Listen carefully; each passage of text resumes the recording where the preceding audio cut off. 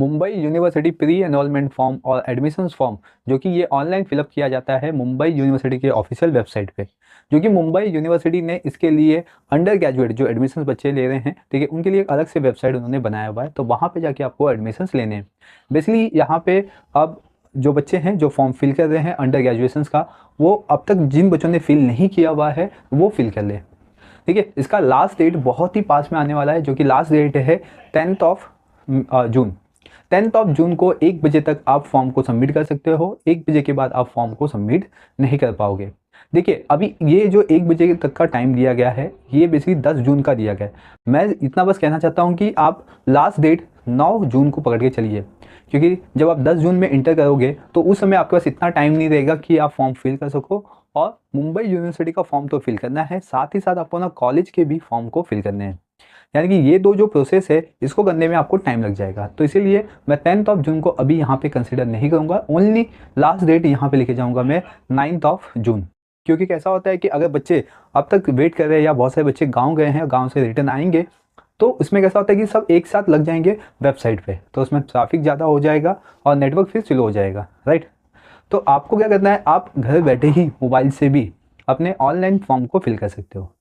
Online pre registration form Mumbai university के official website पे जाके करना है। भले ही आप आउटसाइडर हो या इन हाउस वाले बच्चे हो या माइनॉरिटी कोटा में हो या किसी और कोटास में हो, तो आपको ये ऑनलाइन फॉर्म फिलअप करना कंपलसरी है। प्री एनरोलमेंट फॉर्म फिलअप करने के बाद फिर आपको क्या करना है, कॉलेज के फॉर्म फिलअप करने हैं। क्लियर। तो मैंने यहाँ पे आपको बता दिया कि जो लास्ट डेट होगा वो 9th ऑफ जून होगा। 10th ऑफ जून को आप कंसिडर भी नहीं करना। देन इसके बाद ये जो फॉर्म फिलअप हो जाएगा तो 13th ऑफ जून को आपकी फर्स्ट मेरिट लिस्ट लगेगी। फर्स्ट मेरिट लिस्ट जब लगेगी इसके बारे में हम आगे कंटिन्यू करेंगे नेक्स्ट वीडियो में, जब ये आपकी लिस्ट लगेगी। एंड यहाँ पे इस वीडियो में ये तो लास्ट डेट हो गया, लेकिन इसके रिगार्डिंग आपको बहुत सारे बच्चों को डाउट है। तो जैसे कि प्री एनरोलमेंट फॉर्म जिन बच्चों ने फिल किया हुआ या अभी रजिस्ट्रेशन किए हैं, ठीक है, रजिस्ट्रेशन करने के बाद फिर आपको लॉगिन करना पड़ता है। न्यू रजिस्ट्रेशन पे जाके आपको लॉगिन करना होता है। जब आप लॉगिन करते हो तो कभी कभी आपको ना जो आपका ईमेल आईडी है वो इनवैलिड दिखा देता है लॉगिन के टाइम पे। तो आपको पैनिक नहीं होना है, वेट करना है वहाँ पे। उस पेज को कम्प्लीटली बंद कर दो, पूरा शट डाउन कर दो, ठीक है। फिर आप उसी पेज को अराउंड हाफ एन आवर के बाद या 1 आवर्स के बाद ओपन करो। फिर से आप अपने ईमेल आईडी पासवर्ड को इंसर्ट करो प्रॉपर तरीके से, वो लॉगिन हो जाएगा। यहाँ पे बच्चों के ये भी डाउट आते हैं कि सर मुंबई यूनिवर्सिटी का जो प्री एनरोलमेंट फॉर्म है, ठीक है, ये जो मैंने फिल किया तो उसके लिए कोई भी फीस चार्जेस नहीं लगा, तो क्या ये मेरा फॉर्म सबमिट हो चुका है? क्योंकि यहाँ पे जो मुंबई यूनिवर्सिटी का होम पेज है प्री एनरोलमेंट फॉर्म का, इसके साइड में सिलेक्शन प्रोग्राम ये कंप्लीट नहीं दिखा रहा है, ना डिक्लेरेशन कंप्लीट दिखा रहा है। देखिए, जो सिलेक्शन प्रोग्राम एंड डिक्लेरेशन है वो आपके मेरिट लिस्ट के बाद ही आपको दिखाई देगा, अगर आपने कॉलेज में फॉर्म सबमिट कर दिया है और कॉलेज के थ्रू से मुंबई यूनिवर्सिटी को पता चल गया कि ये बच्चे ने अपना एडमिशन कंफर्म कर लिया है, तो वो ऑटोमेटिकली आपका कंप्लीट दिखाएगा। और अभी कंप्लीट भी नहीं दिखा रहा है तो आपको उसकी टेंशन लेने की ज़रूरत नहीं है। आपका सिर्फ पर्पस क्या है कि मुंबई यूनिवर्सिटी के प्री एनरोलमेंट फॉर्म को फिल करना और उसको कॉलेज में जाके सबमिट करना, राइट। और मैं बता दूं कि जिन बच्चों को ये भी नहीं पता है कि आपने प्री एनरोलमेंट फॉर्म फिलअप कर लिया, इसका प्रिंट आउट भी ले लिया है एंड कॉलेज का फॉर्म फिलअप करके प्रिंट आउट भी ले लिया है, तो आप उस कॉलेज के फॉर्म्स को और प्री एनरोलमेंट फॉर्म को, ये दोनों फॉर्म विद द डॉक्यूमेंट आपको कॉलेज में जाके सबमिट करना पड़ेगा। विदाउट सबमिट किए आपका मेरिट लिस्ट में नाम नहीं आएगा, ठीक है। एंड नेक्स्ट थिंग बता दूं मैं कि ऐसे बच्चे जो अब तक फॉर्म फिल नहीं किए हैं, फॉर्म को फिल करना स्टार्ट कर दीजिए। इसके ऊपर मैंने पूरा एक कम्प्लीटली प्रोसीजर बताया, ठीक है। प्री एनरोलमेंट फॉर्म किस तरीके से फिलअप करना है उसको मैं 2 पार्ट में आपको समझाया ताकि आपको कोई भी कन्फ्यूजन ना रह जाए। नेक्स्ट थिंग कि इसमें थर्ड पार्ट मैंने कॉलेज के फॉर्म को फिलअप समझाया हुआ कि आप कॉलेज के फॉर्म को किस तरीके से फिल कर सकते हो, तो आप वो भी वीडियो देख के सीख सकते हो, ठीक है। एंड नेक्स्ट थिंग मैं आपको यहाँ पे बता दूं कि बच्चों का ये भी क्वेश्चन था कि सर एक बार मैंने एक कोर्सेज को सेलेक्ट कर लिया, क्या मैं दूसरे कोर्सेज को सेलेक्ट कर सकता हूँ किसी और कॉलेजेस के लिए? यस, आप सेलेक्ट कर सकते हो, लेकिन बस इतना याद रखिए कि एक बार आपने कोई भी फॉर्म सबमिट कर दिया है तो उसमें दोबारा एडिट नहीं कर सकते हो। मैं यहाँ पे बात कर रहा हूँ एडिट की, यानी कि मैंने कोई फॉर्म सबमिट कर दिया, जैसे फॉर एग्जांपल मुझे लेना था बीएससी आईटी, मैंने बीएससी आईटी ले लिया, कॉलेज का नाम भी ले लिया, सेलेक्ट कर लिया, उसको प्रेफरेंस भी दे दिया एंड उसको पूरा कम्प्लीटली, ठीक है, एप्लीकेशन सबमिटेड कर दिया मैंने। अब क्या मैं अब इसके अंदर चेंजेस कर सकता हूँ? तो मैं इसके अंदर चेंजेस नहीं कर पाऊंगा क्योंकि इसमें एडिट का ऑप्शन नहीं दिया गया है। जब एक बार फॉर एग्जांपल अगर आपने एक बार आंसर सीट, ठीक है, एग्जामिनर के हाथ में दे दिया है, ठीक है, या सुपरवाइजर के हाथ में दे दिया है, तो वो रिटर्न नहीं आता कुछ भी एडिट करने के लिए। सेम उसी तरीके से फॉर्म भी है, एक बार आपने फॉर्म सबमिट कर दिया, ठीक है, सबमिट करने के बाद आप उसके अंदर एडिट नहीं कर पाओगे। सबमिटेड इससे पहले आपको जो चाहिए वो एडिट कर सकते हो, लेकिन after submitted you can not edit anything. Next thing यहाँ पे बता दूं कि कास्ट का जो होता है उसमें थोड़ा सा दिक्कत आ रही है बच्चे लोग को, जैसे कि ओबीसी कास्ट हो गया या एससी कास्ट हो गया या एसटी कास्ट हो गया, ठीक है, इसमें बच्चे लोग को दिक्कत आ रही है। दिक्कत क्या आ रही है, एक तो उनका कास्ट सर्टिफिकेट जो कि अपडेट होना चाहिए।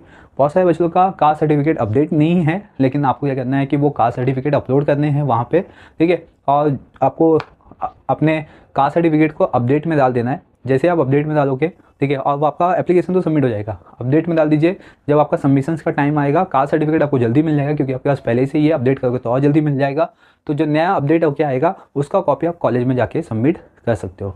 लेकिन यहाँ पे कास्ट सर्टिफिकेट होने के बाद भी आपको इनकम सर्टिफिकेट की रिक्वायरमेंट होगी। आप कास्ट सर्टिफिकेट में आके जब आप इनकम सेलेक्शन करते हो, ठीक है, फैमिली इनकम, वहाँ पे बहुत सारे बच्चे डालते हैं लेस देन 1 लाख है, ठीक है, ऑप्शन है लेस देन 1 लाख है, अप टू 2 लाख है, अप टू 3 लाख, 4 लाख, 5 लाख, ऐसा गिवन है आपको। तो बहुत सारे बच्चे लेस देन 1 लाख सेलेक्ट करते हैं कास्ट में, देखे तो दैट टाइम आपको कास्ट सर्टिफिकेट मांगता है, प्लस आपको इनकम सर्टिफिकेट भी चाहिए, ठीक है। विदाउट इनकम सर्टिफिकेट आप आगे का एडमिशन प्रोसेस नहीं कर सकते हो। और अगर आपका ये सबमिट भी हो जाता है, लेकिन ऐसे बहुत सारे कॉलेजेस हैं जहाँ पे आपके कास्ट को देख के, आपके इनकम को देख के आपसे इनकम सर्टिफिकेट मांगेंगे। तो इसीलिए अगर आपसे ये भी होता है कि आप जल्दी से जल्दी इनकम सर्टिफिकेट बना लो तो आपके लिए वेल एंड गुड। लेकिन यहाँ पे जो आपके प्री एनरोलमेंट फॉर्म है वो बहुत ही जल्दी खत्म होने वाले हैं, राइट ना, क्योंकि आपका लास्ट डेट है 9 का और आज हो गया है 6। तो जिन बच्चों ने अब तक फॉर्म नहीं फिलअप किए हैं उसका लिंक मैंने डिस्क्रिप्शन बॉक्स में दे दिया, ईच एंड एवरी स्टेप्स बताया, वहाँ पे विदाउट एनी मिस्टेक्स आपको फॉर्म को फिलअप करना है। फिल करके ऑन द स्पॉट कॉलेज का फॉर्म फिल कीजिए। कॉलेज का फॉर्म फिलअप हो जाएगा तो उसके बाद आपको जाना है कहाँ पे, आपके कॉलेजेस में, वहाँ पे आपको फॉर्म सबमिट कर देना है। देखिए, without submission of the university form और कॉलेज फॉर्म आपका मेरिट लिस्ट में नाम नहीं आएगा, भले ही आपने फॉर्म को कितना भी फिल करके अपने पास रखा है, क्योंकि आपने अपने पास रखा है इसलिए प्रोसेस नहीं हो पाएगा, राइट। यहाँ पे नेक्स्ट थिंग, प्रोग्राम सिलेक्शंस कैसे करें, जिसके बारे में हम डिस्कस कर रहे थे। जैसे कि मैंने एक कोर्सेज ले लिया बीएससी आईटी, तो क्या मैं बीकॉम ले सकता हूँ किसी और कॉलेज में? यस, आप ले सकते हो, ठीक है। पहले आप क्या कीजिए, बीएससी आईटी सेलेक्ट कर लीजिए, बीएससी आईटी में जो भी कॉलेज चाहिए उसको सेलेक्ट कर लीजिए। कॉलेज सिलेक्शन हो जाने के बाद उसमें जितने भी आपकी इन्फॉर्मेशन है, जिसमें आपके पर्सनल डिटेल, अकेडमिक डिटेल आ जाएंगे, अदर डिटेल्स आ जाएंगे, ठीक है, और डिक्लेरेशन है, ये सब हो जाने के बाद उसको सबमिट कर दीजिए। सबमिट करने के बाद फिर से आप होम पेज पे आइए, उसमें सेलेक्ट प्रोग्राम पे जाइए, फिर आप बीकॉम सेलेक्ट कीजिए, ठीक है, फिर जो कॉलेज चाहिए वो कॉलेज सेलेक्ट कीजिए and then again same procedure, personal detail आ जाएगा, पर्सनल, अकेडमिक, अदर्स, ठीक है, या डिक्लेरेशंस, तो और भी स्टेप्स है, तो वो सब आपको पूरा फिलअप करना पड़ेगा। फिर उसका फॉर्म सबमिट कर दीजिए। सबमिट हो जाने के बाद आपने जो भी कॉलेज सबमिट किए हैं एप्लीकेशंस के अंदर, वो कॉलेज के वेबसाइट पे जाइए, ऑफिशियल वेबसाइट पे जाइए, ठीक है। आप जब कॉलेज का नाम डालोगे तो पहले कॉलेज का ऑफिशियल वेबसाइट आ जाएगा। अगर आपको नहीं मिलता है तो आप मुझे कमेंट सेक्शन में कमेंट करके भी बता दीजिए, मैं आपको कॉलेज का डायरेक्ट लिंक दे दूंगा, ठीक है। तो इस बेसिस पे आप क्या कर सकते हो, पूरा अपना एडमिशन प्रोसेस कंप्लीट कर सकते हो, राइट। तो आपके इस वीडियोस में मैंने आपके जो डाउट थे, और भी बहुत से ऐसे डाउट है जो बच्चे पूछना चाहते हैं, तो आप मुझे कमेंट सेक्शंस में कमेंट करके भी पूछ सकते हो, मैं डेफिनेटली आपको उसका रिप्लाई दूंगा। नेक्स्ट थिंग कि आपको कॉलेज के ऑफिशियल वेबसाइट पे जाना है और वहीं पे आपको फॉर्म फिल करना है, कहीं और पे नहीं, और कॉलेज के ही ऑफिशियल वेबसाइट पे आपको पेमेंट करने का मौका मिलेगा। मतलब कि आपका जो एप्लीकेशन फॉर्म है वो कॉलेज के ही वेबसाइट पे, मुंबई यूनिवर्सिटी के ऑफिशियल वेबसाइट पे नहीं है।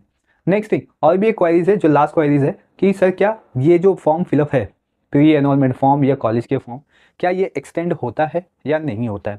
ठीक है, कॉलेज के जो फॉर्म्स है वो एक्सटेंड होंगे या नहीं होंगे, ये आपका फ्यूचर डिसाइड करेगा। मतलब कि अभी वो आपके मेरिट लिस्ट पे पूरा डिपेंड है, क्योंकि पास ईयर्स में कैसा होता है कि आपका फर्स्ट मेरिट लिस्ट खत्म होने के बाद फिर ये पोर्टल ओपन होता था। तो जिन बच्चों ने फॉर्म नहीं फिल किया, जैसे बताया कि बहुत सारे बच्चे ये समर वेकेशन पे बाहर जाते हैं, तो जिसकी वजह से वो फॉर्म फिल नहीं कर पाते, तो शायद ये पोर्टल फिर से ओपन हो जाए, शायद ओपन हो जाए, कोई कंफर्मेशन यहाँ पे नहीं दे सकते अभी, ठीक है, क्योंकि ये मेरिट लिस्ट लगेगा 13 को लगेगा, 13 के बाद इसमें 3 डेज़ का प्रोसेस है, ठीक है। तो 17 को शायद पता चलेगा कि ये फिर से ओपन होगा या नहीं होगा, लेकिन इसका रिस्क नहीं लेना है आपको। आपको क्या करना है कि आपको पहले मुंबई यूनिवर्सिटीज़ के फॉर्म फिलअप करने हैं एंड देन कॉलेज का फॉर्म फिलअप करके अपने पास रख लेना है, उसको सबमिट भी कर देना है, राइट। क्लियर यहाँ पे? तो डेट एक्सटेंड होगा या नहीं होगा उसके बारे में हम आफ्टर मेरिट लिस्ट के बाद आयोग की ये जितना भी मैंने आपको कॉन्सेप्ट समझा दिया है, देखिए ये आपको समझ में आ गया होगा, राइट। और अगर आपको कुछ क्वायरीज है जो मैंने इस वीडियो में शायद नहीं कवर कर पाया हूँ, तो आप मुझे कमेंट सेक्शन में कमेंट करके पूछ सकते हो। और इस वीडियो को जितना हो सके अपने दोस्तों के साथ शेयर कीजिए, उनको बताइए कि फॉर्म का लास्ट डेट आने वाला है बहुत ही जल्दी, तो आप फॉर्म को फिल कर लीजिए। याद रखिए कोई भी प्रोसेस करोगे तो उसमें ज़्यादा से ज़्यादा टाइम आपको लगेगा, इसीलिए अभी भी मौका है आपके पास, अभी भी आपके पास 3 दिन है, 3 दिन पूरा यूज़ कीजिए, फॉर्म को फिल कीजिए। राइट, अब हम मिलेंगे नेक्स्ट इंफॉर्मेटिव वीडियो के साथ, यानी कि जो आपका मेरिट लिस्ट लगेगा। तब तक के लिए बने रहिए चैनल पे, चैनल को सब्सक्राइब कर लीजिए, बेल आइकन प्रेस कर लीजिए। Thank you for watching.